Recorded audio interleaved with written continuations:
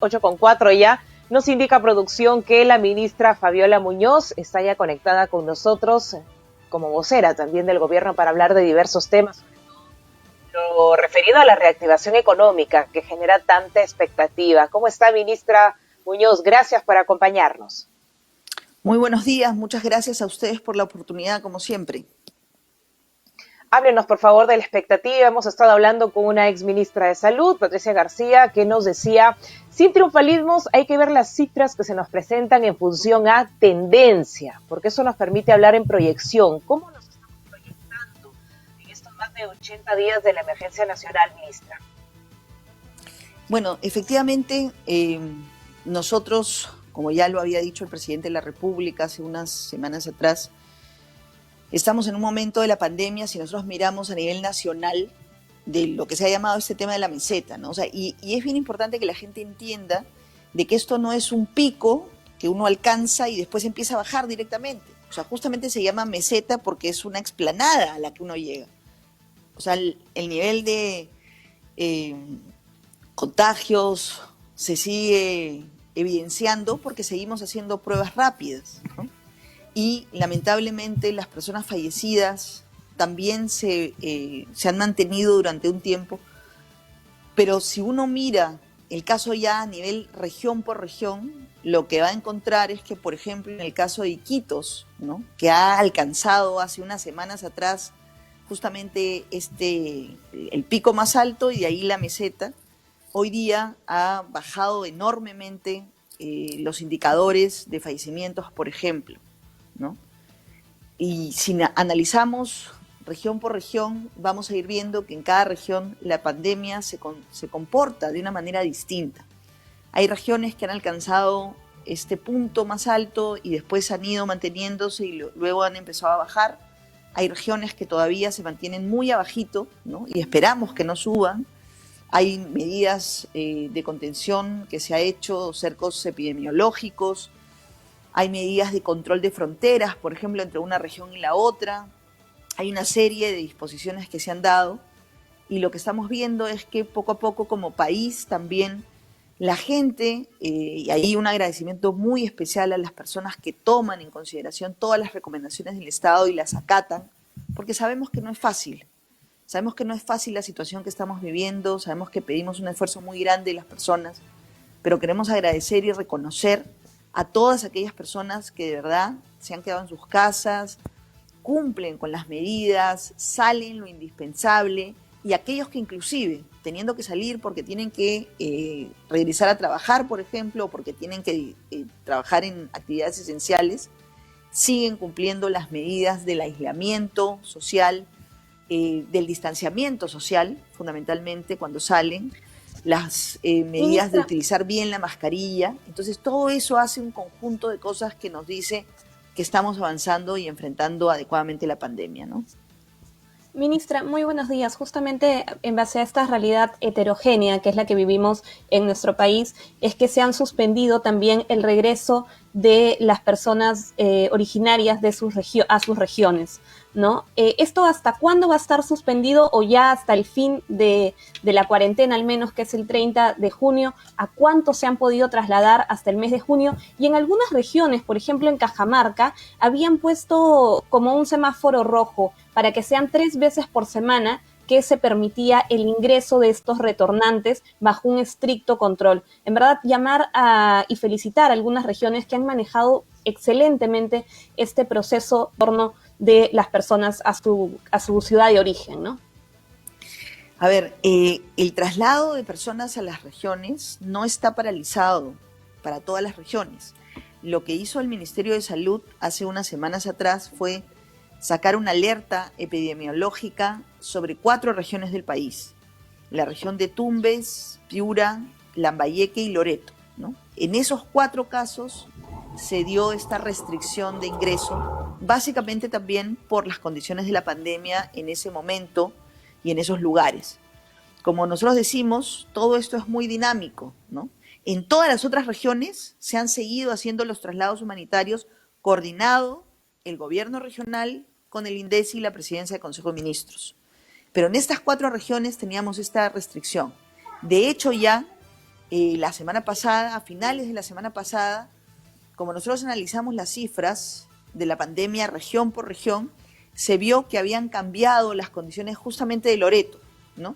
Entonces, el viernes de la semana pasada hemos tenido ya un primer traslado de personas a Loreto, después de varios meses, efectivamente, y el día de hoy hay un segundo traslado que se está haciendo también, ¿no? Lo que queremos aquí explicarles a las personas es que no es que las personas que quieren regresar a Loreto tienen que ir a la puerta del Grupo 8 y pararse, porque eso fue lo que sucedió la semana pasada. Muchas personas llegaron a la puerta del Grupo 8 desde sus casas para retornar. O sea, esto es un proceso muy planificado, ¿no? Las personas han tenido que hacer una cuarentena, tienen que pasar por una prueba rápida, porque lo que menos queremos es arriesgar a las personas que van a viajar y también a las personas que están en la región. Entonces, en regiones tan sensibles como el caso de Loreto, los protocolos, ¿no?, donde estamos tratando de retornar ahora a los traslados, son mucho mayores. En el caso de Piura, por ejemplo, no se ha aperturado el retorno todavía, ¿no? O sea, ahí no estamos haciendo traslados en este momento, justamente porque ahí las condiciones todavía no lo permiten, ¿no? Ministra, ¿cómo está? Muy buenos días. Yo quería ir a otro punto que también involucra un poco al Ministerio de Agricultura y a su sector, y es el tema que lo estoy leyendo aquí en Agronoticias del señor Luis Alberto González Zúñiga, que fue hasta hace poco director del Servicio Nacional Serfor, pero él habla en una entrevista extensa que se le hace de que habrían intereses económicos detrás de su salida porque se estarían privilegiando a algunos sectores que van contra, o mejor dicho, que promueven la tala ilegal. Yo no sé si eso se ha analizado, ¿hay alguna, digamos, decisión tomada sobre esta remoción?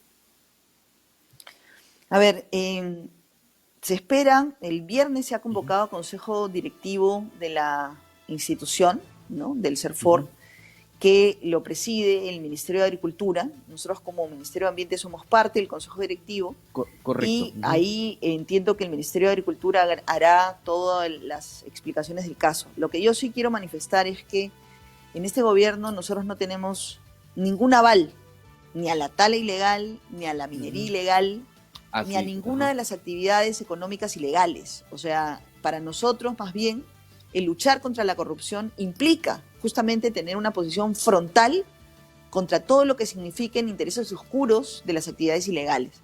Y creo que lo hemos demostrado, por lo menos como gobierno, con el liderazgo del presidente de la República, en todo lo que ha sido enfrentar los intereses poderosísimos de la minería ilegal, en el caso de La Pampa, que a ustedes mismos les consta que era un problema que el Perú tiene y enfrenta hace muchísimos años, y sin embargo no había habido la decisión política suficiente para trabajar integralmente como Estado, ¿no? O sea, habían muchos esfuerzos que han hecho gobiernos anteriores y se reconocen por tratar de enfrentar el problema, pero más desde una óptica militar, desde una óptica policial.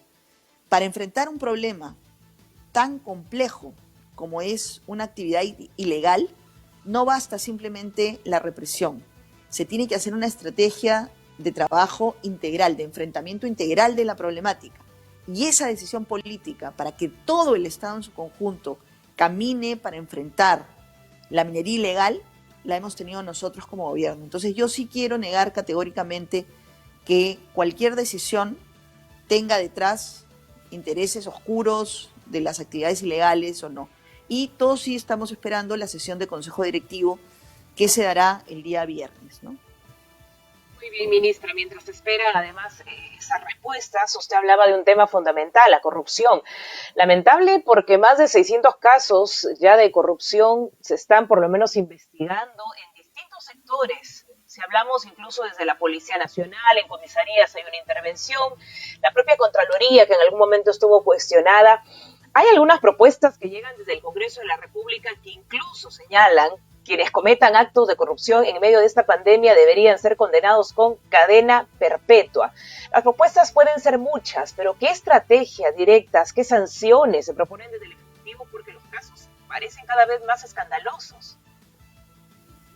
Bueno, este es un proceso complejo que está poniendo de verdad en evidencia los valores que tenemos también nosotros, los peruanos y peruanas, ¿no? Para nosotros, como gobierno, la transparencia es uno de los temas fundamentales porque permite justamente controlar la corrupción. Mientras más transparencia tienes, menos cabida la corrupción existe.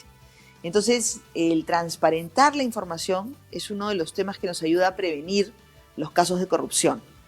Pero si esto se produce y tenemos malos elementos en todos los niveles del Estado, y también lo hemos visto en muchos casos en el sector privado, ¿no es cierto?, que se colude con representantes del Estado y se venden medicinas del Estado que se llevan a algunas regiones y después están siendo vendidas por otro lado en el mercado negro. Eso es inaceptable. Entonces, para nosotros también una conducta de este tipo debe sancionarse de la manera más dura posible. Pero es ahí el Congreso de la República el que tiene, digamos, la potestad de aprobar las modificaciones al marco normativo.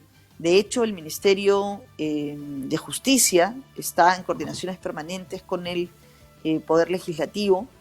Así es como se consiguió esta norma también sobre el tema de los penales, ¿no?, para poder lograr que en algunos casos de personas que están todavía en investigación o de faltas o de procesos que realmente no tienen niveles como los de corrupción, homicidios, puedan ayudar también en destugurizar los penales. Entonces, gracias a un trabajo conjunto entre el Ejecutivo y el Legislativo es que se ha podido avanzar en esta línea y yo creo que eso va a ser exactamente lo mismo que se tenga que aplicar en este caso. Se va a ver en el TC también si se admite o no el tema de los peajes. ¿Ustedes qué esperan de esto? La demanda de inconstitucionalidad contra la ley que suspende los peajes justamente en esta emergencia. ¿Ustedes como gobierno esperan y qué podrían decir sobre esto?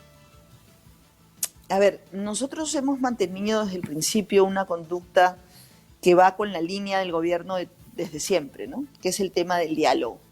De hecho, ya el ministro de Transportes había reportado ante el Consejo de Ministros que la gran cantidad, la mayoría de los peajes en el país, justamente para todos los temas de carga, el transporte de alimentos, estaban suspendidos, ¿no? Y esto básicamente por un acuerdo con las propias empresas que habían entendido la necesidad que se tenía y también, por otro lado, los que son del Estado, ¿no? Nosotros somos muy respetuosos del marco constitucional y la predictibilidad para las inversiones es una garantía que existe también. O sea, entendemos la situación compleja, complicada, pero nosotros estábamos trabajando justamente en un tema de diálogo para llegar a un acuerdo con las empresas que también habían entendido una situación como esta de enfrentar la pandemia.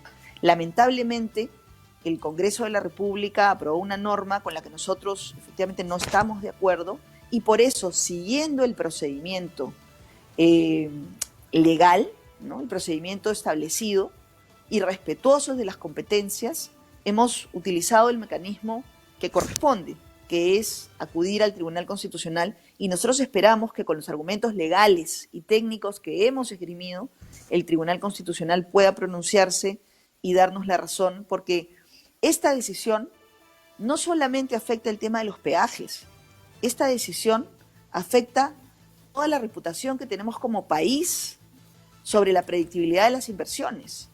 Entonces es bien importante entender el impacto que una decisión de esta naturaleza tendría, porque no es una invitación a que las empresas reprogramen o revisen, sino es simplemente quitarles la posibilidad de utilizar los mecanismos contractuales que ya estaban previstos en los contratos, ¿no? Y eso es justamente lo que necesitamos cuidar para todo tipo de inversiones, para otras inversiones de otra naturaleza en otros campos.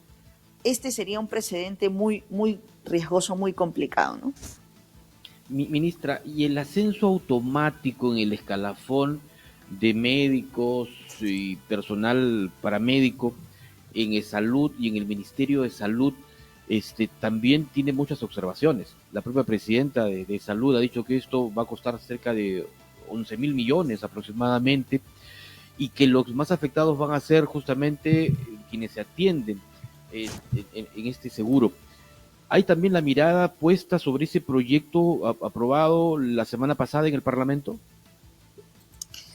Bueno, nosotros nuevamente somos respetuosos de las competencias de los poderes del Estado, pero también tenemos que dar nuestra información, nuestro punto de vista sobre proyectos que pueden afectar efectivamente la calidad de atención de los pacientes, ¿no? Entonces, lo que nosotros venimos pidiendo es que entendemos la celeridad, la urgencia que se requiere, pero también hay temas que tienen que ser discutidos a mayor profundidad, ¿no?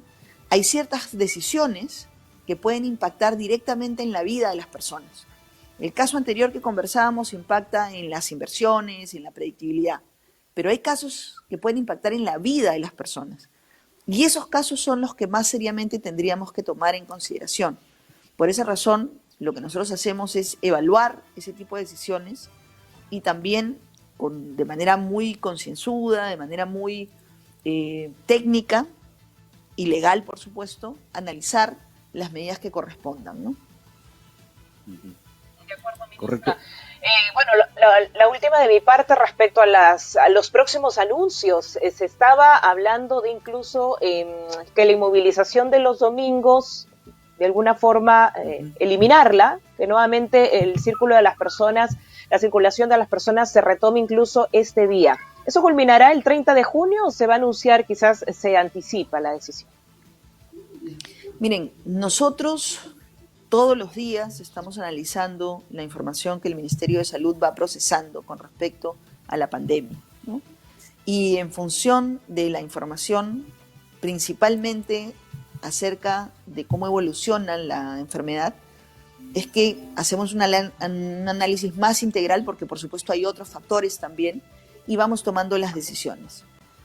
Todas las decisiones que hemos tomado hasta ahora han sido poniendo a las personas primero, su salud y su seguridad, y teniendo también en consideración los otros factores, pero ninguna decisión queremos que afecte la salud de las personas, ¿no? O la seguridad de las personas. Entonces, esta opción que se ha planteado, también la hemos recibido como sugerencias de muchas personas, se evaluará y en función de eso, día con día se van tomando las decisiones. Entonces, para nosotros es también una opción, depende de las condiciones de la pandemia, y en función de eso iremos haciendo el análisis y tomando las decisiones, si se levantan o no se levantan algunas medidas, porque esto es muy dinámico. Nuevamente, no hay una posición tomada y que sea pues escrita en piedra, ¿no? Muchas veces hemos tenido que ir día con día revisando la situación y en función de eso tomando decisiones. Y este es exactamente el mismo caso. Pero una consulta agregada ahí. El ministro de Defensa ha dicho de que el tema ya se ha analizado en el Consejo de Ministros. ¿Se volverá a tocar este tema en la reunión próxima? A ver, nosotros efectivamente hemos analizado el tema y por eso es que tomamos la decisión de mantener la restricción, ¿no? Pero cada vez que nos reunimos, analizamos cómo se va presentando el nuevo panorama. Entonces, que algo se haya analizado en su momento no significa que no podría volverse a discutir. Lo que el ministro probablemente ha tratado de explicar es que nosotros permanentemente estamos analizando las opciones, estamos analizando cuáles serían las medidas a tomar y en algunos casos hemos cambiado, en otros casos se han mantenido, pero depende justamente de toda la información que recibimos, de ese análisis que se hace y cómo podemos enfrentar la situación, ¿no? Muy bien, ministra. Bueno, gracias por su compañía, gracias por su disposición y por su tiempo además.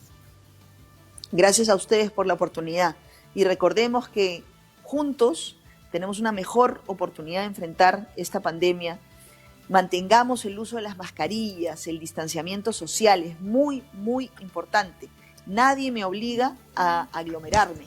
Si tengo que salir a comprar, si tengo que ir al banco, al mercado, necesito guardar por lo menos 1 metro de distancia hacia adelante, 1 metro de distancia hacia atrás si estoy en una cola. Cuidémonos y cuidemos a los demás. De acuerdo, ministra Fabiola Muñoz, gracias por su participación. Clarísimo el mensaje, reiterativo además, desde el primer día de esta emergencia sobre las medidas a tener en cuenta.